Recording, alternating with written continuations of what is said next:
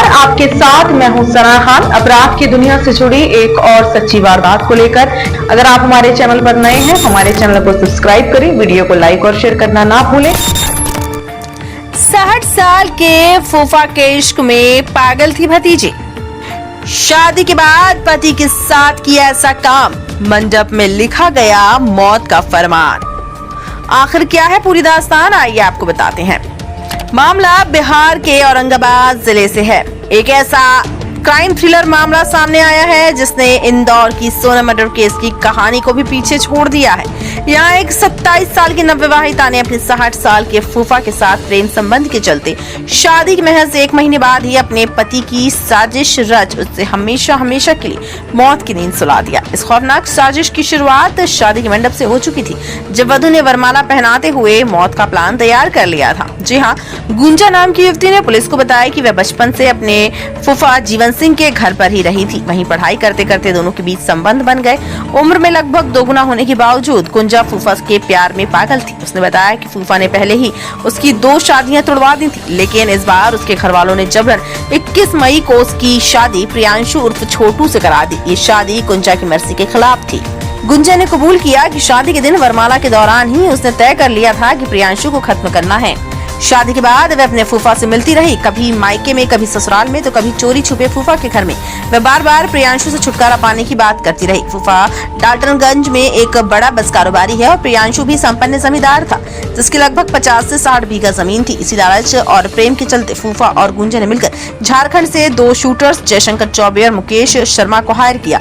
24 जून की रात प्रियांशु वाराणसी से लौट रहा था। गाँव के 2 युवक उसे स्टेशन लेने गए। इसी दौरान प्रियांशु अपनी पत्नी गुंजा को लगातार अपनी लोकेशन बता रहा था और गुंजा ये जानकारी शूटर्स तक पहुंचा रही थी। जैसे ही उसकी बाइक नवीन नगर थाना क्षेत्र के लैम्बो खाप गांव के पास पहुंची, शूटर्स ने उसे घेर लिया और 4 गोलियां दाग दी। हालांकि प्रियांशु तुरंत नहीं मरा। गांव के दोनों युवक उस अस्पताल ले गए, जहां इलाज के दौरान उसकी मौत हो गई। इस पूरे मामले के बाद एसपी अबरीश राहुल के निर्देश पर एसआईटी बनाई गई। शुरुआत में प्रियांशु को स्टेशन लेने का युवकों से लंबी पूछताछ हुई, लेकिन कोई सुराग नहीं मिला। बाद में पुलिस ने प्रियांशु के मोबाइल की जांच की और उसकी आखिरी बातचीत गुंजा से होने की पुष्टि हुई। गुंजा की कॉल डिटेल्स खंगाली गई तो पता चला कि एक नंबर से 50 से ज्यादा बार बातचीत हुई है, जो कि शूटर से जुड़ा था। जब पुलिस ने गुंजा से मोबाइल मांगा तो उसने आनाकानी की, जिससे शक और गहरा गया।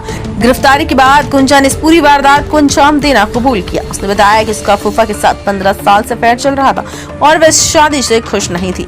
प्रियांशु के लिए ये साजिश भी उसी ने रची और शूटर्स को लोकेशन भी उसी ने दी। फूफा ने ही शूटर्स को सिम कार्ड और बाकी चीजें मुहैया कराई। फिलहाल पुलिस ने गुंजा और दोनों शूटर्स को गिरफ्तार कर लिया है, लेकिन फूफा जीवन सिंह फरार है, जिसकी तलाश जारी है। जैसा कि आप सभी जानते हैं कि आज से 1 सप्ताह पहले दिनांक 24/6/2025 को नबीनगर थाना क्षेत्र अंतर्गत एक व्यक्ति की गोली मार कर दी गई थी, जब वो नबीनगर रेलवे स्टेशन से अपने घर बरवान जा रहा। हत्या के बाद उक्त व्यक्ति की पहचान प्रियांशु कुमार सिंह के रूप में की गई थी। घटना की गंभीरता को देखते हुए मेरे द्वारा अनुमंडल पुलिस पदाधिकारी सदर 1 के नेतृत्व में एक एसआईटी का गठन किया गया था। एसआईटी के द्वारा लगातार काम किया जा रहा था, अनुसंधान किया जा रहा था और फाइनली इस केस का डिटेक्शन हो गया है। एसआईटी के द्वारा अनुसंधान के क्रम में यह बात पता चली कि मृतक की शादी उसकी हत्या से 45 दिन पहले हुई थी। गुंजा देवी नाम की लड़की के साथ हुई थी। गुंजा देवी जो है वो नबीनगर थाना क्षेत्र की रहने वाली है। अग्रतर अनुसंधान में यह बात सामने में आई कि गुंजा देवी का अपने सगे फूफा से पूर्व से अनैतिक संबंध चला आ रहा था। दोनों शादी नहीं करना चाह रहे थे। उसके फूफा जी के द्वारा पूर्व में कई बार गुंजा देवी के शादी को तोड़ दिया गया था, लेकिन अंततः गुंजा देवी की शादी उसके पापा के जोर से मृतक के साथ हो गई। एक बार शादी होने के बाद गुंजा देवी और उसके फूफा के बीच में बातचीत जो लगातार होती रहती थी, उसमें डिस्टर्बेंस होने लगा। गुंजा देवी और उसके फूफा जी जीवन सिंह के द्वारा लड़की करने का निर्णय लिया गया। जीवन सिंह के द्वारा कुछ हथियारबंद युवकों को हायर किया गया, जिनके द्वारा गोली चलाई गई। गुंजा देवी के द्वारा युवक का लोकेशन दिया गया कि कब वो कहाँ किस ट्रेन से उतरेगा और हायर किए गए लड़कों के द्वारा रात को उस घटना को अंजाम दिया गया। इस संबंध में अभी 3 गिरफ्तारी हो गई है। गुंजा देवी की गिरफ्तारी हो गई है एवं 2 अन्य अभियुक्त जो इस घटना में शामिल थे उनकी गिरफ्तारी हो गई है। जीवन सिंह जो है वो फरार है एवं इस घटना में अन्य संलिप्त अभियुक्त भी अभी फरार चल रहे हैं, जिनकी जल्दी गिरफ्तारी कर ली जाएगी।